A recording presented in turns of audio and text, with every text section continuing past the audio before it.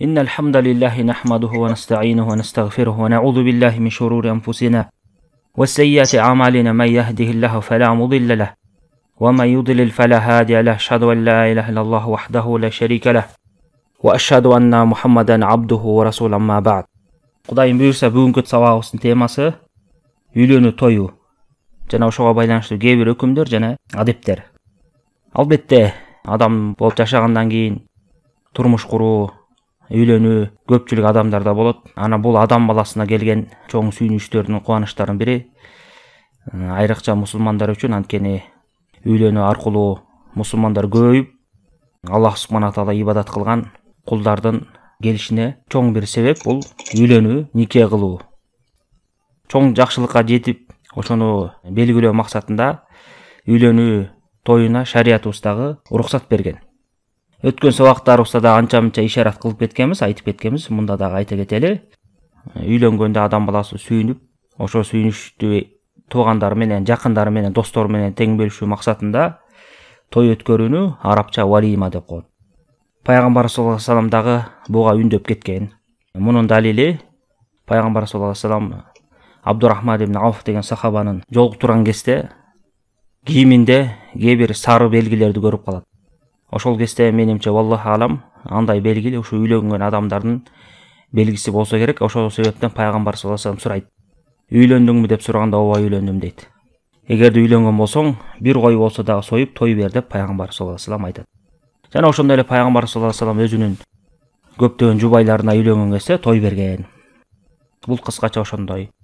Ошондуктан ислам дининдеги аалымдар үйлөнүү тоюн өткөрүү бул бекем сүннөттөрдүн катарына кирет деп баса белгилеп кетишкен. Демек, үйлөнүү болгондон кийин ошого жараша той өткөрүү бул исламдагы бекем сүннөттөрдүн бири.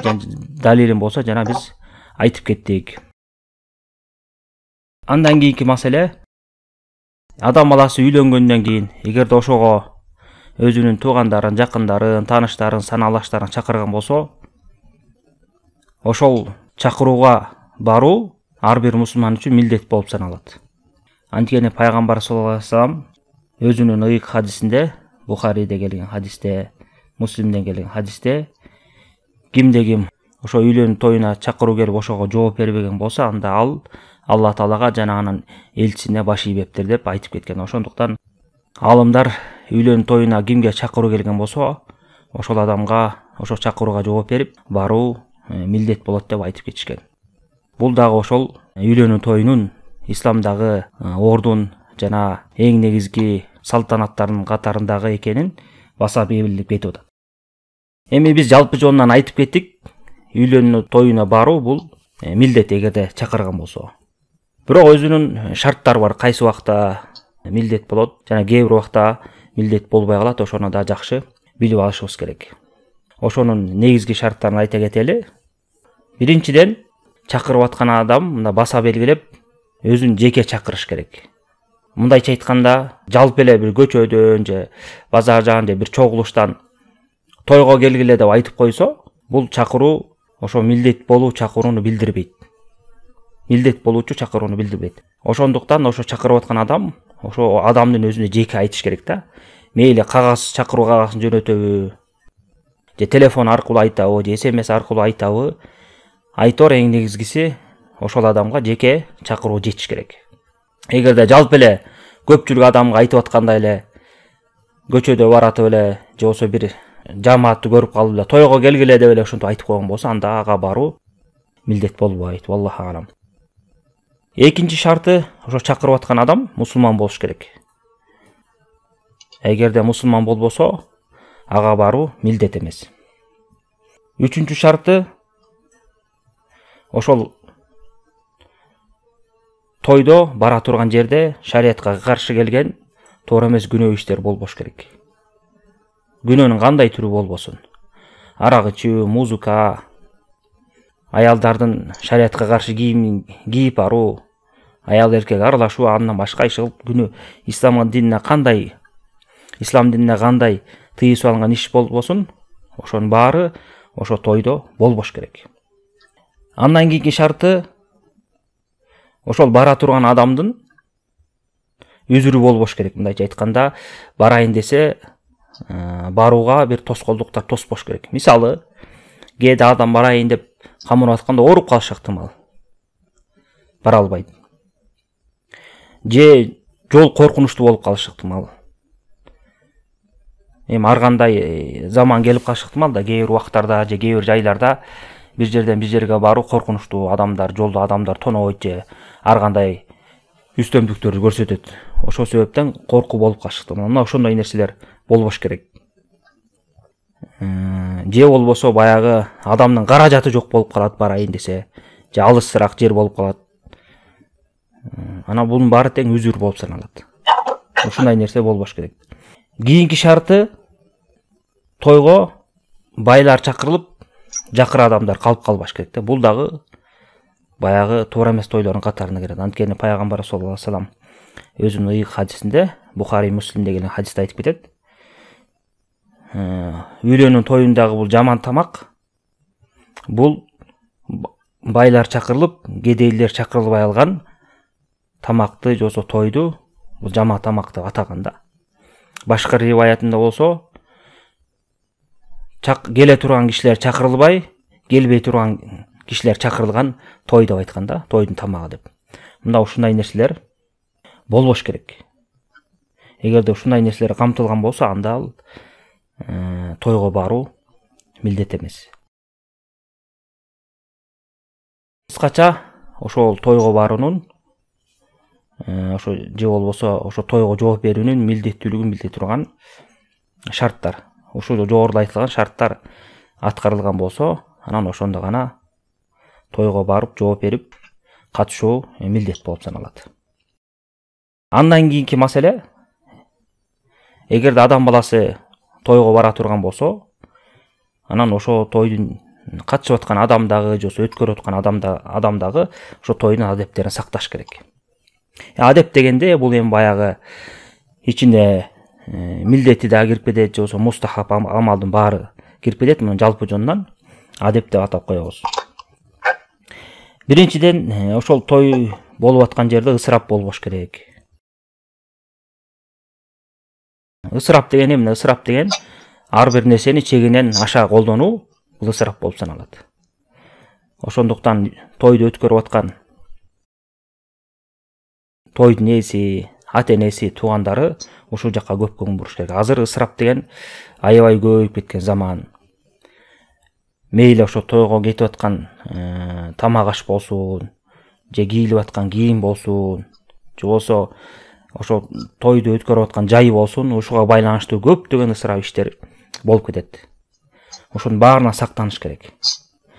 Жана ошондой эле той өткөрүп аткан адамда деген мактаныч, атаандашуу, кур намыс деген ниет болбош керек. Тойду, мына ушул кийинки шарты, ошол мен сүннөтү тирилтип атам, пайгамбар саллаллаху алейхи вассаламдын жолун ээрчип атам. Бул сүннөт, мусулман баласы өзүнүн кубанычын эл менен чогуу бөлүшүү, бул жакшы иштер, ислам үндөгөн иштер деп ошондой максатта тойду өткөрүшүбүз керек. Бул дагы негизги адептердин бири. Жана андан кийинки адеп эмне? Жана айтып кеттик, бул тойго адамдарды бөлүп чакырбаш керек. Кедей, кембагал, байларды, бардык саналаштарын бирдей чакырыш керек. Албетте тойго чакырып аткан адам баласы өзүнүн туугандарын, жакындарын, досторун, тааныштарын, мамилелеш адамдарын чакырат. Мунун баары тең тойдун адебине кирип кетет. Андан кийинки адептердин бири ошо тойду өткөрүп атканда, ошо тойго байланыштуу бардык иштерде башка диндеги капыр адамдарга окшошуу болбош керек. Мейли ошол үйлөнүп аткан эки жаштын кийиминде болобу, же тойдун өткөрүү салтында, жөрөлүүлөрүндө болобу, айтор кандай жагы болбосун, ошо кафырларга окшошуу болбош керек да. Мындайча айтканда, кафырлардын өзүнө тиешелүү болгон үрп адат салттарын, ар кандай нерселерин ошо тойго аралаштырып, мусулман элине жайылтып көрсөтпөш керек. Бул дагы тойдун негизги адептеринин бири. Антпесек, азыркы убакта мына көрүп атасыздар, бардык жерде той өткөргөн жерлерде адам баласы өзүнүн баягы кубанычына, жыргалына, рахатына көңүл буруп эле, динине көңүл бурбай калган көп жерлер көп тойлор көбөйүп кетти. Кафе, ресторанда айрыкча. Көптөгөн туура эмес иштер, кафырлардын үрп адаттарын, туураган нерселерди камтылып кеткен. Тамада деген нерсе бар, анын чегинен чыгып колдонушуп, ар кандай туура эмес оюн зооктор, эркек аялдарды аралаштырып алып өткөрүшүп, аял кишилер жарым жалаңач кийинип келишип, музыка аралашуу, чектен чыккан тамаша, ушундай жаман адаттын баары тең азыр тарап атат мусулмандардын арасында. Мына ушунун баарын тең динине күйгөн, динин ойлогон адам, ар бир адам ойлонуш керек. Тойду өткөрөр алдында ошого план коюп, кандай өткөрөм, кандай кылып тойду тосом, кандай нерселер исламга каршы келет тойдогу, кандай нерселер каршы келбейт деп изденип, өзү билбесе илимдүүлөрдөн сурап, ошентип даярданып тойду өткөрүш керек. Жөн гана үйлөндүм, жыргалчылыкка жеттим деп эле кандай өтсө ошондой өтсүн деп көз чумуп коюп, таштап ар кандай күнөө иштерди аралаштырып салган болбойт. Мына ушуну жакшынакай кылып, ар бир мусулман эсине алып, тойун адал өткөнгө аракет кылыш керек. Андан кийинки акыркы адептердин бири, эгерде тойго мисалы 2 адам чакырып калган болсо, кандай кылып барабыз? Эгерде мүмкүнчүлүгү болуп чакырылган адам экөөнү тең жооп берип, бирөөнү барып куттуктап, белек бекчегин берип кайтып келип, экинчисине дагы катышуу мүмкүн болсо, алхамдулилла, анда экөөнү тең барган жакшы. Эгерде жок, мүмкүн болбой калган болсо, бир убакытта болуп калат, же болсо эки жерде болуп калат, алысыраак жерде. Андай кандай кылат адам баласы? Биринчи ким чакырган болсо, ошого барыш керек.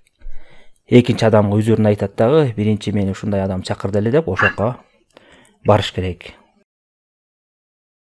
Андан кийин тойдо биз көрүп эле атабыз, чектен чыгуулар бар деп көптөгөн. Ошолордун бири жана музыка аспаптарын колдонушат. Азыркы убакта өтө эле аз андай музыкасыз той өткөргөн тойлор өтө эле аз да. Муну түшүнгөн адамдар эле, шариатка ылайыктуу өткөргөн адамдар эле болбосо, көпчүлүк адамдар азыркы убакта музыканы аралаштырып ишет. Ушуга байланыштуу да бир кыскача маселе бар. Ошону айта кетели. Негизинен той болобу же башка шаан шөкөт болобу, музыка аспаптарын колдонгон болбойт. Аларды аралаштырган болбойт. Бир гана ушу үйлөнүү тоюнда уруксат бериле турган музыка аспабы, эми азыр кыргызча эмне деп айтарын билбейм, даф деп коюшабы, негизи арабтарда дуф деген аспап болгон. Дуф деген жана биз түшүнгөн жана барабан бар го, ошого окшош, бирок барабандын эки жагынан туюк болуп жабылып турган болсо, дуфтуку бир эле жагы жабык да, бир жери ачык. Ошондойго гана биздин шариятыбызда уруксат берилген да. Берилгенде дагы аял зат үчүн гана, эркектер эмес. Аялдар ошо чогулуп тойго барган болсо, ошо дуф деген аспапты уруп, майрамды өткөрүп, шаан шөкөт өткөрсө болот. Ушуга гана уруксат. Мунун далили кайсы? Муну көптөгөн далилдер бар, кыскача кылып бир далилин айтып кетели. Рубей бинту Муавид деген сахаба аял болгон. Ошол аял киши турмушка чыгып, анан ошол бир окуяны айтып берип атат. Бул окуя ошол Бухари китебинде келген. Ошо нике түнүм өтүп, эртеси болгон күнү пайгамбар саллаллаху алейхи вассалам үйгө келди дейт. Үйгө келип отурду эле. Ошол убакта биздин алдыбызда жаш кыздар бар эле. Ошолор дуфту урушуп, анан Бадырга, Бадыр урушуна байланыштуу нерселерди эстеп, ырдап турушты эле деп айтат да. Мына бул жерден биз эмнени түшүнөбүз? Пайгамбар саллаллаху алейхи вассалам ошо той болгон күнү, ошо нике тоюнда сахаби аялдын үйүнө келген кезде ошо дуф урулуп турган. Аны пайгамбар саллаллаху алейхи вассалам кайтарган эмес. Жана ошондой эле пайгамбар саллаллаху алейхи вассалам үйүндө отурган кезде, муну Айша энебиз айтып атат. Бул Бухари, Муслимде келген хадис. Бул айт күнү болот. Айша энебиздин үйүндө эки жаш кыз дуф уруп аткан болот. Дуфту уруп, ырдап атышкан болот. Ошол кезде Абу Бакыр кирип келет эшиктен. Анан кирип келип эшиктен өзүнүн кызына, Айша энебиз кызы болгон да Абу Бакыр сахабанын. Анан ошонтип өзүнүн кызына, жанында Айша энебизге, жанында кыздар кайрылып, бул пайгамбар саллаллаху алейхи вассалам үйүндө ушундай кылып шайтандын чору орун алып, ушундай да кыласыңарбы дегенде, пайгамбар саллаллаху алейхи вассалам нар жакта чүмкөнүп жаткан болот. Ошондо Абу Бакырга бурулуп карап, "Жоңгой Абу Бакыр, ар бир коомдун өзүнүн майрамы бар, ушул биздин майрам деп айтат да. Мына ушундан алымдар эмнени алышкан? Ушундай тойлордо, ошого окшогон шаан шөкөттөрдө, айт күндөрү ошондой дуфту уурганга уруксат, башка убакытта уруксат болбойт деп айтышкан. Эмне себептен? Анткени Абу Бакр ошо кирип келген кезде Айша энебиз кайрылып, бул пайгамбар саллаллаху алейхи вассаламдын үйүндө ушундай шайтандын чору ойнолобу деп айткан кезде пайгамбарыбыз ошол сөзүн кайтарган жок. Ошо шайтандын чору деп атаган үчүн кайтарып, жок сен туура эмес айтып атасың, андай эмес деген жок. Пайгамбар саллаллаху аны кайтарбастан жөн гана кой, болгону ошо айт күнү болгон үчүн ушундай кылынып атат деп гана жооп кайтара. Ошондун себептен алымдар ошол эмнени түшүнүшкөн? Демек, дуф ушундай тойдо, ушундай шаан шөкөттөрдө уруксат берилет, башка убакытта уруксат берилет деп айтып кетишкен. Валлаху алам. Бүгүнкү сабагыбыз кыскача ушундай. Аллах субхана тааала пайдалуу илимди насип кылсын.